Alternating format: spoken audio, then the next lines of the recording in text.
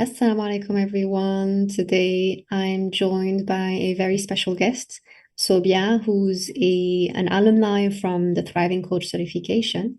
Assalamu alaikum, Sobia. How are you? Walaikum salam, Sumaya. Alhamdulillah, I'm well, thank you. How are you? I'm great, alhamdulillah. Just a bit tired by the holidays since it's only holidays for my daughter, but alhamdulillah. I'm happy to be here with you today to discuss your coaching business, your growth, your ideas, because you and I are working to develop a specific idea that you have. And I thought I have to share this with my audience because I feel like a lot of the women that are following me would be interested in what you're doing. So, why don't we start by telling them about who you help? Yeah, sure. So, my target audience are primarily women, Muslim women over the age of 30, who are looking to get married and have been in the marriage search, but feel burnt out from the whole experience. And my purpose is to help them heal themselves, work on themselves, build a life that is whole, that they love outside of marriage, whether they're in a relationship or not. So my focus is on helping my client build a fulfilling life for herself, work on her mindset, build her confidence, and then she'll be in a position to attract the right man into her life. That sounds amazing. It sounds really necessary at the moment. What gave you the idea to work with this particular niche? It's from my personal experience. I'm going through the journey myself, and I started off by working with a coach. And from working with that coach, I learned so much about myself beyond the marriage search, but also was equipped with tools to navigate the marriage search that my experience completely changed. I was having positive experiences. I was having more meaningful connections, and I realized that was because it wasn't more about how to go about and how to communicate with someone that I'm getting to know. That was part of it. But it was more to do about working on my mindset, my energy, more about my internal state. And from meeting other single women during the process, I've noticed that a lot of women are struggling and there's a lot of patterns that they are carrying. So a lot of patterns that repeat itself when they in a relationship they don't realize and they don't notice. And from speaking with other single women, um, I noticed there's a need for women to work on themselves, to work on their blind spots, even if that's the right word to say or use, and help them learn more about themselves and love themselves and feel confident in themselves because I wasn't feeling that until I started working with a coach. And then once they feel confident and they love their life and love themselves and accept where they are right now, getting married or not is not going to be an issue. The attachment or obsession, should we say, about looking for someone settling down, that won't be their primary goal. Their goal will be living a fulfilling life for themselves, in which they feel happy and purposeful. And then once they live a life that they desire, then the right person will walk into their life. I know it sounds a cliche, but it is true. He will walk into your life, but it's about not being attached to when and how that will happen. It's about living your life, being content, doing something that you're passionate about, and then by the will of Allah, He will walk into your life, and that's what I truly believe in. So it's from personal experience, and I just enjoy talking to women and just connecting with them and sharing my own thoughts and my reflections, and I'm really passionate about it. Yeah, no, I can completely understand. And I feel like, as we all know, there's a lot of pressure on women, especially past the age of 30, to get married or remarried if they've already been in a marriage that didn't work out. That pressure can come from family, it can come from society, it can come from ourselves by seeing our friends being in marriages and building those families. Sorry, Mochi is attacking me. I'm gonna have to put him in the other room. And so the question that I have for you, Sylvia, is in what situation mentally and emotionally is this woman who's going to come to you when she decides to start working on herself with your help? Because I'm guessing if I'm putting myself in her shoes, she's probably struggling with a lot of things, right? So I'm gonna talk about myself because I feel that I've been her. I felt completely lost. I was quite, I would say, a bit depressed about the situation as well. Emotionally drained, mentally drained. I had low self-worth, low confidence. I didn't feel good enough. I didn't feel that I was worthy enough. I just felt defeated. I felt hopeless. I was completely drained by the whole experience and I didn't know what to do. I was talking to the wrong men. I was trying to force things to make things work for the sake of just getting married and ticking a box because I reached 30 and I needed to get it done and it hadn't gone according to my timeline and I was so frustrated, depressed, worried and just I just felt completely just alone. I remember feeling so unhappy. I put my whole life on hold for marriage. I didn't pursue any of my goals and my dreams that I had. I would just thought, I'll put on hold while I get married, while I meet someone and get married. I put my whole life on hold and I attached my identity to being married because that was what women are, I guess. I would say women are fed that idea, to believe that life begins once they're married. So I would say the woman that comes to me is probably feeling completely exhausted, emotionally, mentally, feeling lost and feeling uncertain about life and not knowing what to do and where to go. Probably feeling quite negative about the marriage search from the negative experiences she's had. And with age as well, she probably feels that her chances of getting married is gone, that it's not there anymore, completely hopeless, and perhaps willing to settle down with anyone for the sake of settling down. Um, Giving the wrong man a chance because she needs to tick a box that at least she's married, even though that relationship may be unhealthy and toxic for her. And so that woman is someone that I would want to help because there's something in her mindset, there's something in her beliefs that she needs to work on because it's all limiting beliefs. It's all in the mindset that that she will need to work on because who tells us that we are unworthy when we're not married by a certain age? It's not true. This is not in our religion. Islam doesn't tell us this. So where are we learning this from?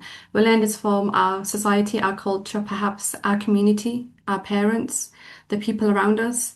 And so there's also external voices and probably our own internal voices that give us this false narrative that we should be happily married by the age of 30 with children when life isn't as black and white. And our purpose isn't just to get married. There's more to life than getting married. And so I would say that a woman who's feeling lost in despair and feeling hopeless. I would love to help her. I would love to hear from her. I would love her to reach out to me and I would love to be there for her to support her and see how I can help her come out of it and live a fulfilling life for herself. Mm, yeah.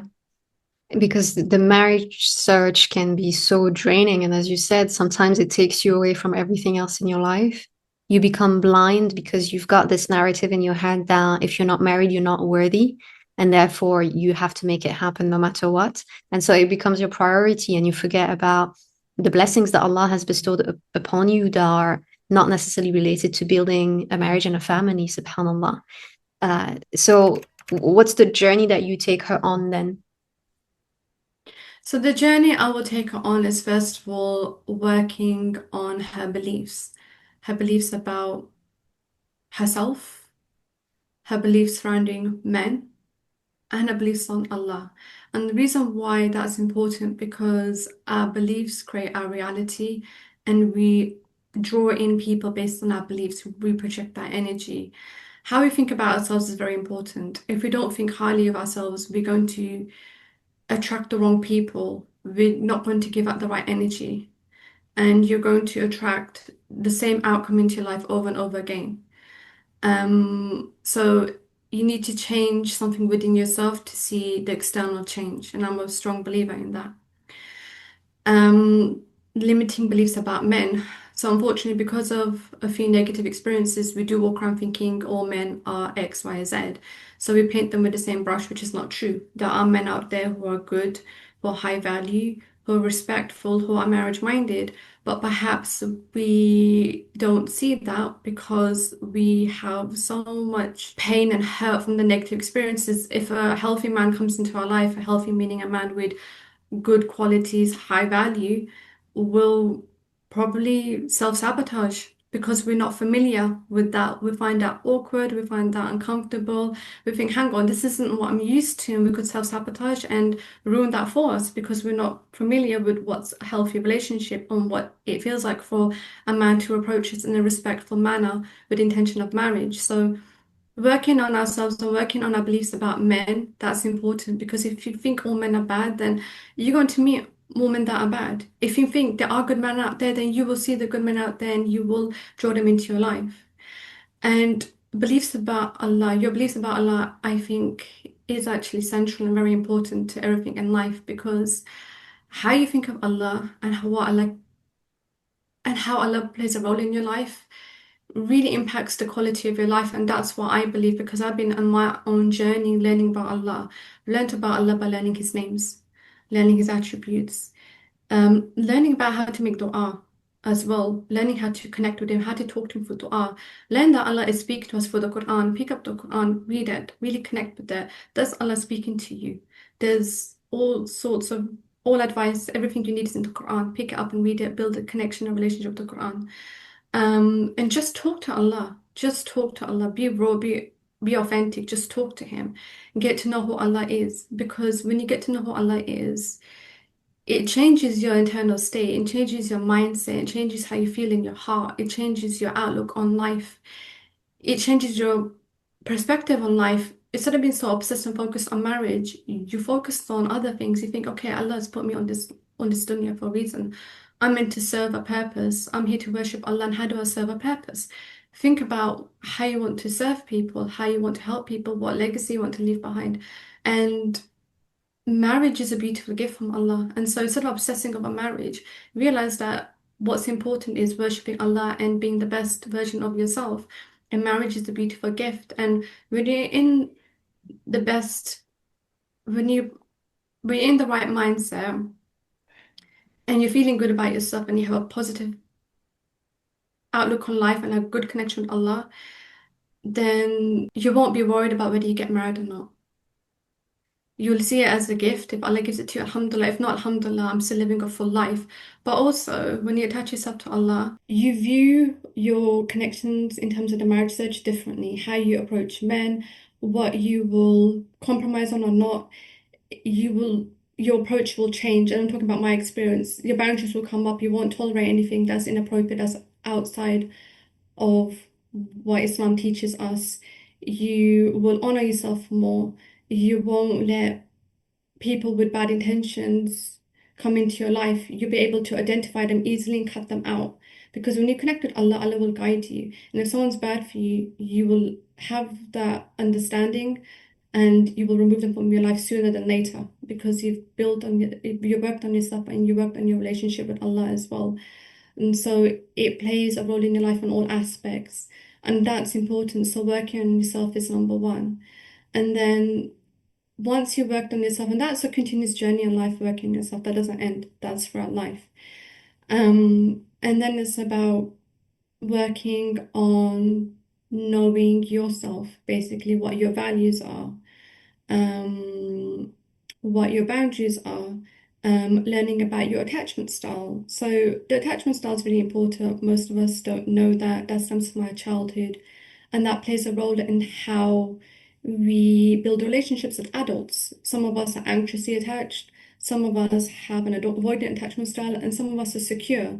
So there's nothing negative about being anxious or avoidant as long as we are self-aware and if we have any avoidant tendency or any if we are feeling anxious about something, at least we're self-aware and we can work on those patterns. That's what's important. So I think some people I had this perception that I needed to be secure and I need to get myself secure, but then I realized that that was hard. I've always been an anxious person. That's still there in the background, even though I've done a lot of work on myself and I'm better than I am before, it's still there in the background.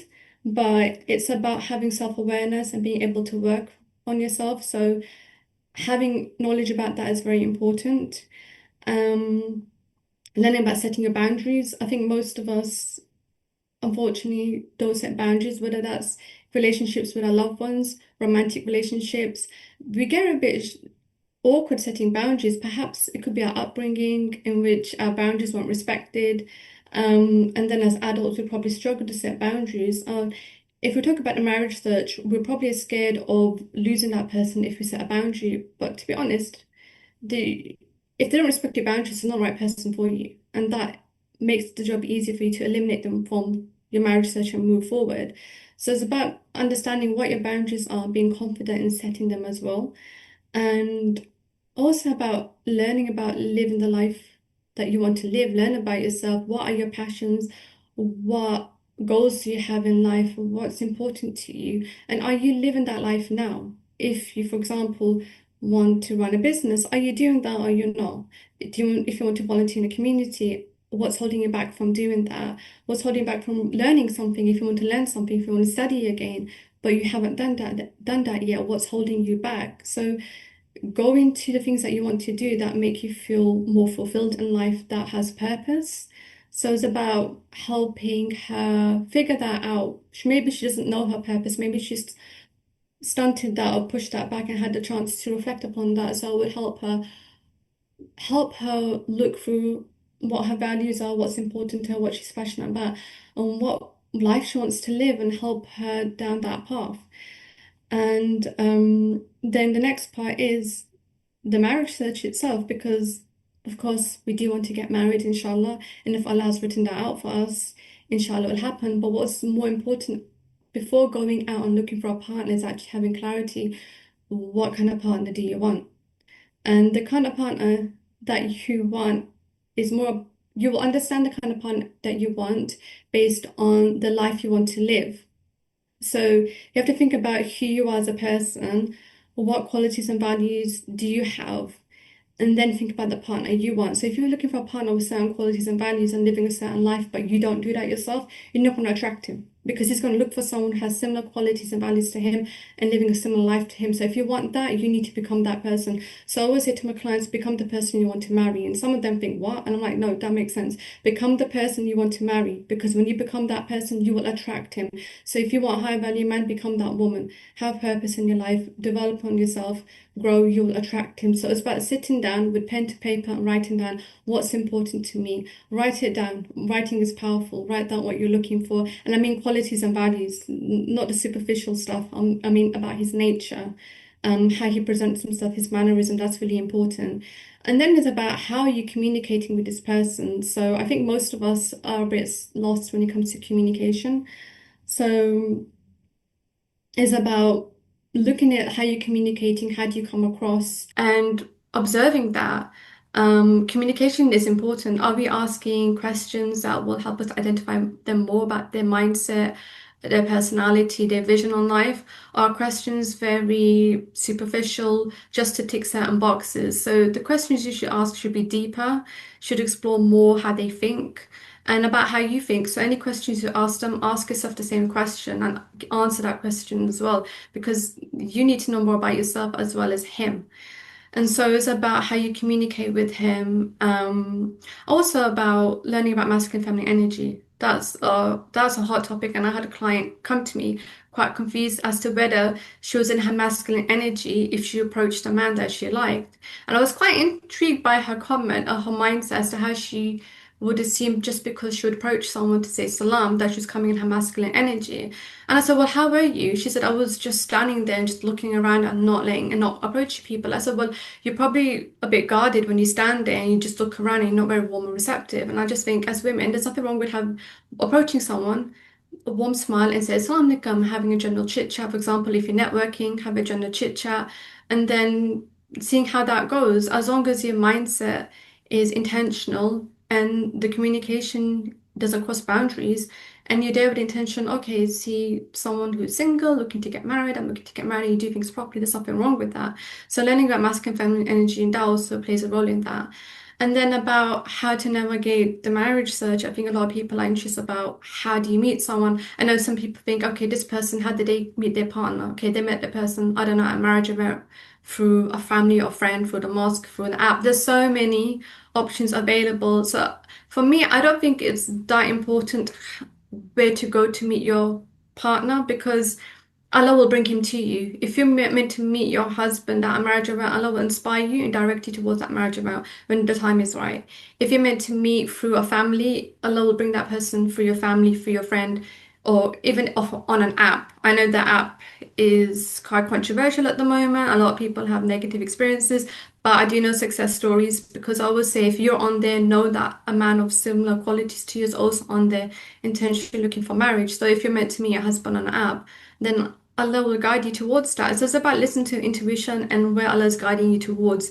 So don't be so obsessed about how I'm going to meet him. I need to know how I'm going to meet him or where I'm going to meet him. Just rely on Allah. This is why you should build a connection with Allah. But I do help women with navigating the apps if they want to use the app. I'll help them navigate that. And so that is the journey. So it starts from mindset, then it starts about knowing yourself and the life you want to live, then it ends with looking for your partner. And inshallah, I can't promise when someone will get married, but it's about letting go and trusting in Allah's timing. Wow. That sounds like an amazing framework, and it completely makes sense that you only get to do the reflection about the partner and the husband that you want to attract after you've spent time healing yourself, working on your mindset, and getting to know yourself better. And also, as you said, learning to nurture a very strong bond with Allah subhanahu wa ta'ala. Because what I was hearing is basically developing the ability to detach and not be clingy per se, you know? Because when you have that trust in Allah subhanahu wa ta'ala and you're able to set boundaries and all of that, this is only happening because you can detach from this strong obsession over having someone fill a void within you, because that void has been filled by your spirituality and your religion, alhamdulillah, rabbil alameen, and everything else that's happening in your life. So that sounds like an amazing framework, mashallah, tabarakallah. And I know that you've got a lot of exciting things happening at the moment. You and I have recorded a couple of podcast episodes where I had the pleasure to be your guest on a few topics related to women searching for a spouse in their 30s and plus. And there's something else happening. Do you want to tell us more about what's in the making in the background? Yeah, so Alhamdulillah, the recording podcast was an amazing experience and inshallah benefit many sisters. In the background, I'm building a website. The website is called Red Flag Bank. So the website will have a list of red flags and green flags to look out for when getting to know someone. Now, the purpose isn't to make women paranoid about red flags, it's about education. And I want to say that, I want to highlight that, is to educate women out there when they are getting to know men what can be a red flag because sometimes it's very subtle. That doesn't mean that when you come across a red flag you dismiss him. If there's a red flag, you sit down with him and you bring it up with him. You bring it up in a conversation with him, and you ask him about him. You question him about it. This is what it's all about. It's not about dismissing people. It's about questioning them about it and yeah, learning more about him. And I think it's so important because from my experience and what I've heard from women out there, a lot of them do not have that information, that knowledge. A lot of them, unfortunately, do come across a lot of men that do cross their boundaries, that do push their limits, are not very respectful. And I just think if sisters, women have this knowledge, they can protect themselves and they can educate themselves and they can share that knowledge with other sisters as well, other women in the same position as them. It's about helping one another and gaining knowledge and um, get an understanding more when you're getting to know someone, what is acceptable and what isn't. And the green flag list is also very important because I don't think we recognize the green flag, and when we do, we may push that away because we're not used to it. So it's also important to gain knowledge about what is a green flag in a man, because there are men out there who are green flags, but they don't get enough recognition because unfortunately, with all the negative experiences that women have been through, men who have green flags, have good qualities, who are intentional about marriage, are looked over, unfortunately, and they are looked over. And I have heard them saying we're looked over because unfortunately there are men out there who have left women in a position where they don't trust men. And so they will carry that and they will take that forward with any man that they communicate with. And so the website is for women to also share their own reflections and their own knowledge of what's a red flag and a green flag. So it's just not me adding um, my own reflections of what a red flag is and a green flag is. It's for a community of women to come together, for them to share their experiences and knowledge that will continue to grow. And again, this is about knowledge. This is about sharing information. It's again not about labeling people. It's about gaining knowledge, having awareness, and taking that with you when you are on your marriage search. And it's all on one website, so it's easy accessible. You can access it there. You can read through it. You can add to it, and inshallah, that will help you going forward when you are out there looking to get married and connecting with men. And so, hopefully, women are self-aware, and they're more, I say, more informed and more informed have more power in terms of not letting men cross their boundaries or anything as such. So hopefully, inshallah, that's my intention behind this website is to help sisters out there. Mm. And I think it's so beautiful that you emphasize on the fact that you're not trying to divide men and women. You're just trying to redirect women's attention on men who are actually ready to get married and who are serious and have worked on themselves. And you and I are part of communities where we get to read, unfortunately, a lot of negative stories of other sisters. And it is appalling how many sisters fall into traps that we would think are easy to avoid. And that's why it's so important to create that platform where uh, a woman who maybe is not aware that certain things are inappropriate will learn about these things. She will understand, okay, this is clear cut mistreatment. This is clear cut unacceptable. This is debatable. Let me have a space where I can talk about it. I think it's so important to do that because, as you said, the woman who's going to have the opportunity to ask those questions and to read that information will be able to not have a negative experience or not such a negative experience with a man who's just trying to waste her time. And again, we're not trying to judge these men here, we're just judging the behaviors. Because let's be honest, there are unfortunately a lot of people who are not serious, both on the men and the women's side. And we are trying to make life easier for people who are actually serious about finding a life partner and a spouse that is going to be with them in this life and in the next, inshallah. So I love this intention. I love the idea. And I'm looking forward to see what's to come with this. I think a lot of the sisters out there are really going to benefit from it. Do you have free resources as well that you can share at the moment? Okay, so in terms of freebies, first of all is the podcast. So I've done 2 episodes so far, and inshallah we'll do more. The first one is on about fertility, which I felt was an important topic to discuss because of what I've experienced myself and other women as well in courtship. And the second episode that we recorded recently is called the bounce back formula. So basically, how do you bounce back from a courtship that's ended, which I think is really useful, and hopefully, inshallah, that will help many sisters out there. I also have a freebie that I created, which is called the Self-Compassion Checklist. That's available on my Instagram page. So if you DM me, I can send that to you. That'll give you a checklist about a woman who's feeling burnt out from the marriage search, just a few steps that she could take to recenter herself and to ground herself as well when she's feeling burnt out and exhausted from the marriage search. And also, I have a training assessment that women that can take. It's called the self-assessment training. And the training will help women identify where they are right now in life and if they could benefit from extra support from coaching.